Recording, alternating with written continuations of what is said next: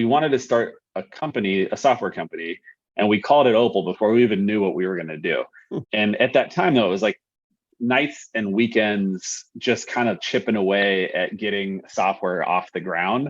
And we built like a ton of products that were total misses, right? Like you launch it, misses, launch it, miss, launch, miss, like, and, learned a lot about just continuing, like basically the fortitude that it takes to get anything off the ground. You have to just keep going, keep going, keep going, keep going, keep going. And you're going to hit a lot of adversity along the way, and many signals that tell you that you shouldn't be doing this at all. And most agencies that try to launch a software project end up either killing the agency or returning back to, like, dying, killing the agency or returning back to the agency model because it's really hard. All branding is personal.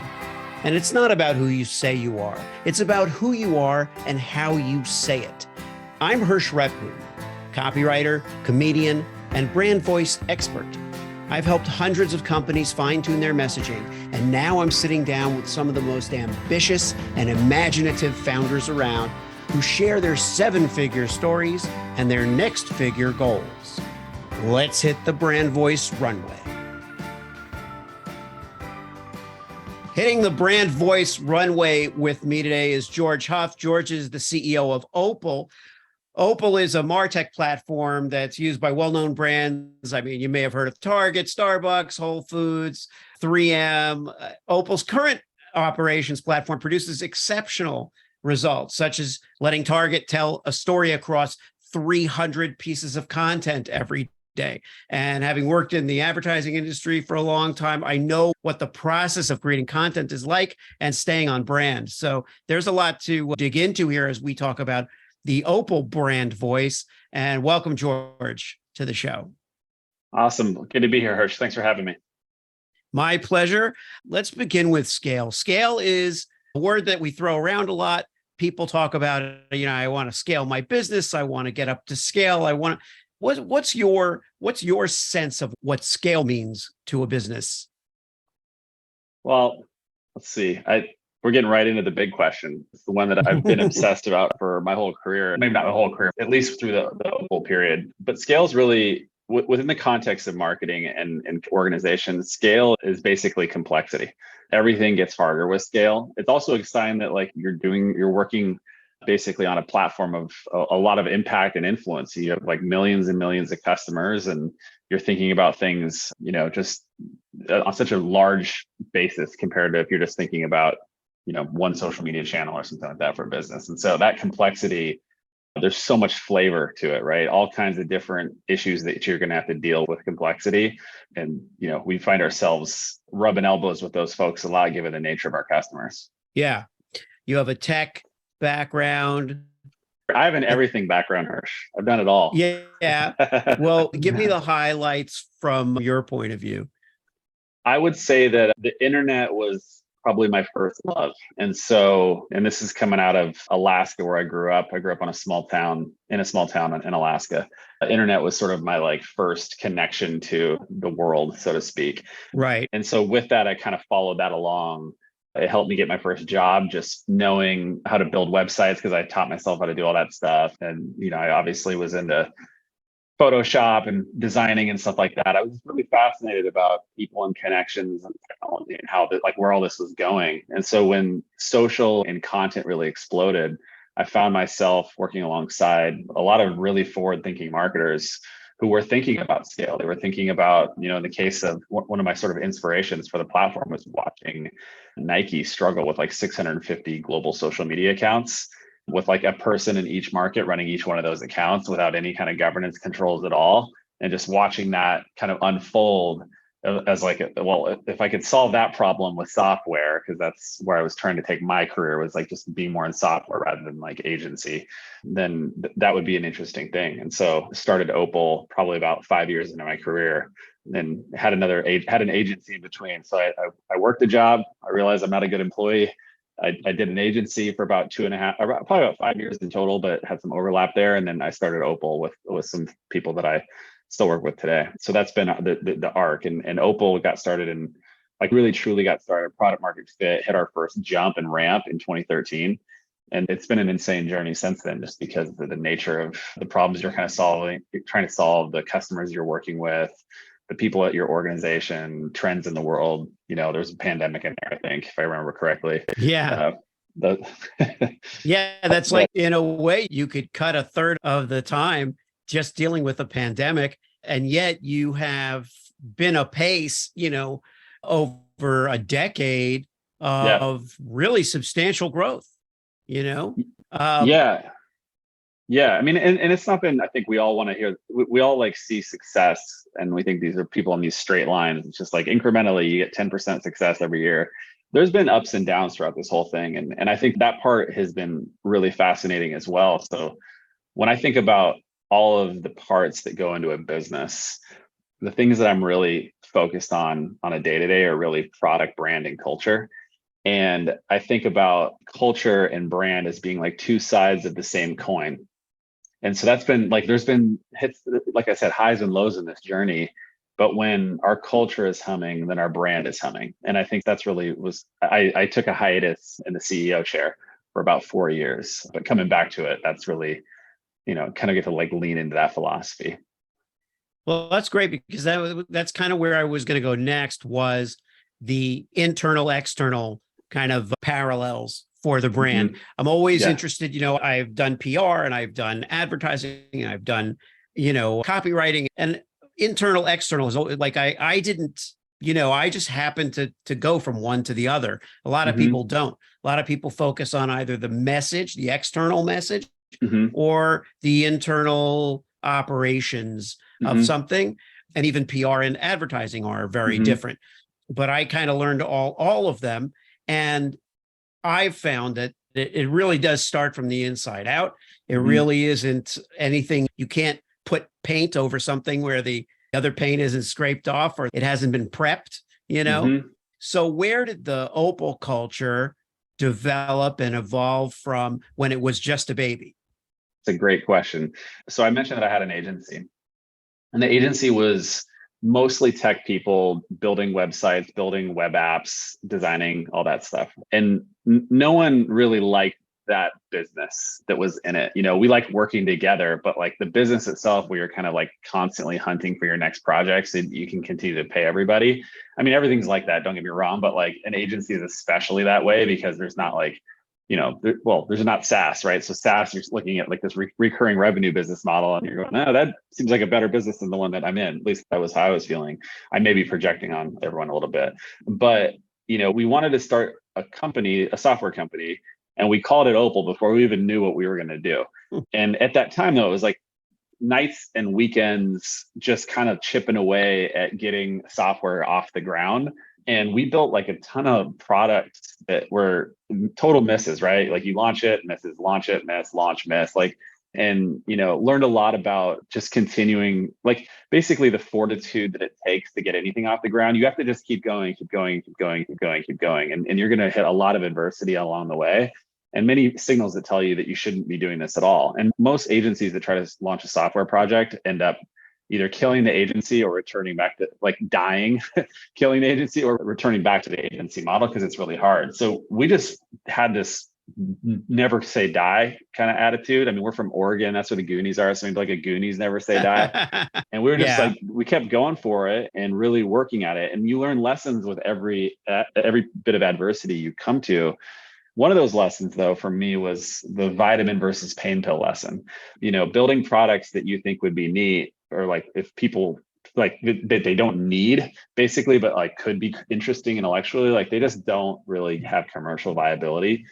You really have to truly be solving a problem for someone. And so when, a couple years into that, trying to get Opal going, and again, that fortitude to keep going and that sort of nights and weekends and that, stick togetherness, and really honestly, like a culture of geeks and craft, we were really into like tech and building stuff and design. And like, we really spent so much time in it that like, by the time that Opal hit its first, like all those things led to Opal hitting its first hit, getting its first hit. Right. And so, those are a lot of things that I return to, but it was, it starts with like how you treat each other, like no assholes, like the work is on the pedestal, not the people, just stuff like that, that is, it was just kind of ingrained in us. And so kind of, it was nice to come back to the CEO seat, seeing it done well, seeing it not done not as well as it could be, and thinking like, what does it mean to build this culture? And I mean, day one, I said, culture is the most important thing. It's on the first slide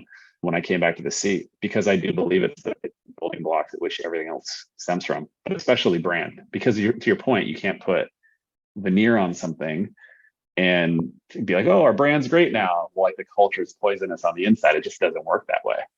Right. Anyway, Well, I a lot of answering. No, that's great. It's good stuff. We have a good synergy because it seems to lead us to the things that I'm thinking. So somehow you're following along the way I'm thinking, which is great. Well, I don't know. The way I'm thinking is great, but if it's bad, we're both thinking we can both thing. be So, we both be yeah, idiots. both be That would be, yeah. But when we think about, a company grows and then it hits seven figures and then it keeps growing and now it's changing. You may be working with similar clients, but now you're working with a ton of them. Then it goes 7 figures, 8 figures.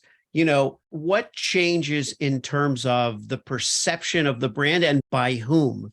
In other words, one thing that we can look at is, another kind of scaling this operation so that it's really in the spotlight and people know about Opal. That's different from people coming to Opal on a recommendation or something, or knowing of Opal, but just looking at it from 30,000 feet.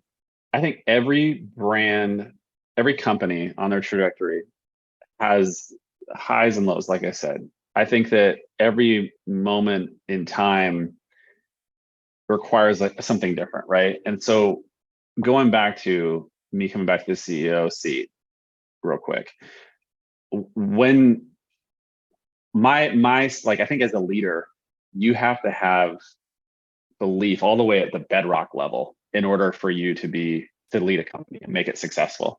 And so I think that as companies go through these cycles, the next one, it's not this, like I said, it's not this linear thing. It's like literally like you start facing, like, I think the best actual sort of diagram, for lack of a better term, is that you've seen that S curve diagram where like companies, and I think that's really what we've been going through is an S curve. And so, a lot of companies, like, they follow the S curve all the way down and then they sell for pennies on the dollar and no one ever hears about them again. Some of them find the next thing and the next thing and the next thing. Apple's obviously a company that has found successive S curves and at a scale that's mind-boggling. We've been in that. Even small companies go through those S curves, right? You find your kind of first product market fit, which we did. We were amazing for brand social, right? That was like our first hit that we made, and we nail that use case to this day.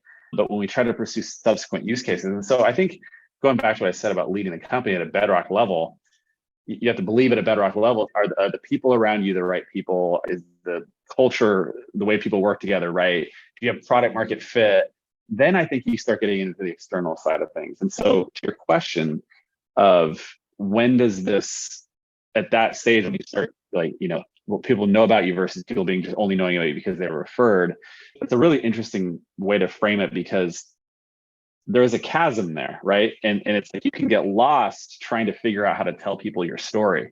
But if you don't have all that bedrock, all those layers where you kind of like get to that point where you're ready to really go for that broader recognition, if you don't have the understanding of who you are, what you stand for, who you serve, then you can spend a lot of calories just chasing stuff that doesn't matter, like kind of just being disappointed with the results. And I think that we got stuck in that chasm first go around. We weren't really good at getting that broader message out there. And I think part of that was because we were playing from a place of fear. So bedrock wasn't sound, right? And now kind of going back like the last 2.5 years, I'm extremely confident in our company. I think we're going to do amazing things. And I think that we found our next S curve. And now it's just a matter of maximizing that. And so I think with that comes our ability to get out there and tell a compelling story and find and meet the market where the opportunity is. Anyway. That is good. So does that lead us to product and talk a little bit about where product is going? Yeah, I mean, I think it actually is the other way around. Like, I think product leads us to that. Like, if I was going to say like Maslow's hierarchy, like, but the equivalent of being companies, I think you have to have culture.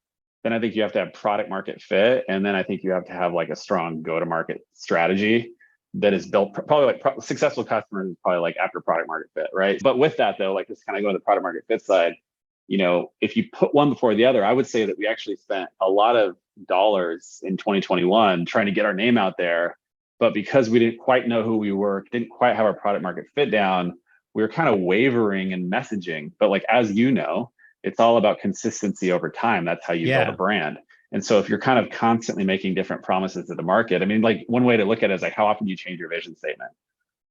Are you changing it every like we were like 3 months, every 3 months, we're like just trying to find the right words to cling to find our place. And so I think that's like, again, I'm really obsessed with that area of overlapping S curves, because that's the messy bit where you're trying to figure out who you are and everyone looks at you like, what are they doing over there? And then eventually companies figure it out and then they have a good run and they get back to it. And then, like, that's and in the beginning, the nobody's listening. In the beginning, nobody cares, because you could put your statement out there of what you envision, and nobody really cares until you have a hit, until you get your hit, and then your statement becomes about the hit.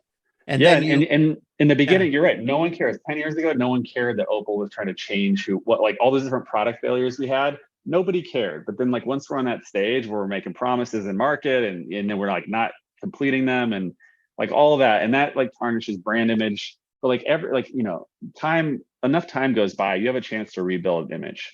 That's just the nature of it. So I think, it is interesting because I did the hard thing in the beginning. Like I went from an agency to a product company, and then 10 years later, it's almost, I would use the word turnaround, right? Like things were going awesome and then they're kind of flat and they're kind of not going awesome now. And the pandemic really kind of accelerated that for us. And it was like, okay, well, how do we make things awesome again? And that sort of back and forth swirl. I mean, you get news daily that tells you that you're going to completely fail and completely succeed. And you just like, the psychology of that for leadership is kind of insane. But it's been this will be probably the most rewarding experience in my entire career, going through the last 2 years with Opal. Yeah. And now what's on the horizon, or what's next? What's the goal like for the next 12 months? What do you need to see happen? Well, I kind of talked a little bit about, clarity of vision. Another way to think about that is like, how far can you afford to think? Right? If you can only think 2 or 3 months ahead, which is kind of what we were for the first 18 months of my second tenure as CEO, we can only afford to think 3 months ahead because we were both like cash strapped. We were going through a lawsuit. Like there was so much that made it really, really hard to think, right? You didn't know and we didn't know who we were. So then like you get settled in a couple of these areas and you're kind of like spaced to think, you really understand who you are, where you're going. And ultimately, I think it's refinement now. Like I have such clarity of vision. And so with that, in the next 12 months, it's really just kind of working along that path. And to kind of zoom out a little bit, the thing that I'm obsessed most with, and it kind of goes back to your initial question about scale, how do you have organizational alignment at scale for building brand, for telling marketing stories? And I think that it's really hard to do. If you think about just content, it's hard, right? Like how does all this content fit together? Right. But when you include hierarchy, which often doesn't get included when you're talking like software products, right? Like Asana, you don't care about like what your boss thinks about Asana. Your boss doesn't care about Asana. You're doing your work, you're managing your work with Asana. Whereas like they may care about the output, but like the sort of hierarchy of things, the need for a source of truth for marketing. If you look at every leader in an organization, like if you look at a finance leader, they're using NetSuite to run their business. If you look at a sales leader, they're using Salesforce to run their business. If you're a marketing leader, what do you use to run your business? You're basically using like a strat doc that's made in PowerPoint, and that's what you're using to run your business. And you're just hoping, fingers crossed, that it's all coming to life the way it is in your head, right? And I think that some companies seem to do all right with it, but no one's happy.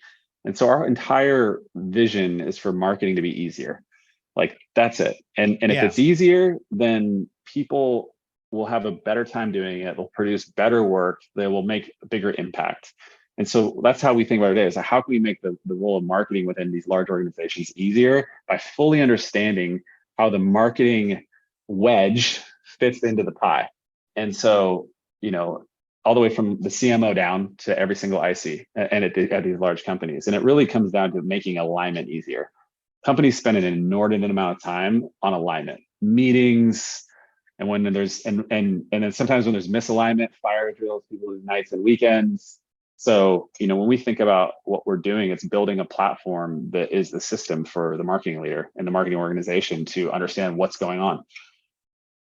Yeah. And in terms of the people that you are working with and that are following you, you stay in touch with them through newsletters. How tight a connection do you keep with your followers? As Opal? Yes. Yeah. That's a good question. It's funny. If I look at the different functions within our org, I think that marketing from a maturity standpoint has just taken a while. I think it's taken a while because we're kind of this weird category of MarTech that doesn't really exist. It's this space between all these generic tools and other systems that you use for things like publishing and stuff. So I think it's been a really tough task for a marketer to come in and do it. So I think that the question really is, and I kind of put it back on you, like, where should we be? Where do you think our listeners are? Because I think that we can have a newsletter list and we can put stuff out on socials, and we can, we have a lot of employee advocacy right now on social, which has been awesome. That's really leading to a lot of inbound for us. But yeah, like where do you think we should be? I think that you just hit on something with the employee social. I think as a company gets to your size, you have to keep it's almost like the connection with your employees is as important, if not more important, than your contact with your subscriber base. Yeah. But if anything, it almost has to feel unified, So my instinct is that after hearing you talk about this stuff, that you would somehow create something that brought these audiences together. You don't see that very often, if at all. You don't see like a company that goes out to the people who work there as well as the people who hire the company or use their service. But you also have a service where anyone can use it, really. There's a low barrier of entry. Anyone can use Opal, and that's part of your image as well. And so I think that in a way, that would be the thing that distinguishes, your communications from other companies' communications. And whether you would do that, I mean, ideally, I think you would do it through email because an opt-in is an awesome relationship. That's not what Instagram or TikTok or those things are. Those are attention getters and also meeting rooms, like places to meet people and be discovered in small dose. And then it has to go somewhere to, I believe, to owned media, to something that you own. But that's where I see it. And not everybody can do that. It's not, there are some companies where they're not built like that. That's not their ethos. It is interesting though, because it goes back to, like, there's two things in there. One is, it's funny you say the newsletter, because we are kind of doubling down on that as a strategy as we speak. But the other piece though is the employee advocacy. And it goes back to what I was saying, that if the culture is leaning in and juiced, when the company talks about something, the culture on social networks jumps on it and promotes it, right? Especially LinkedIn, because it's more of like a business professional thing. And so that's what's been really cool to see, is that I think you as a leader, your responsibility is to build the belief that you have has to kind of bleed into everybody else in the organization, of like why we're doing what we're doing, why it's important. And so when you see companies that are able to pull that strategy off, it's because the insides are as good as the outsides. And that's a company you should do business with in general, because they probably back up what they say. It's really hard to get a lot of people to believe within an organization without it being true.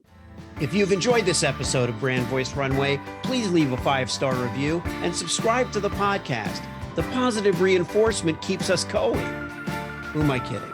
Founders like us keep going regardless. Thanks so much for listening, and make tomorrow greater than today.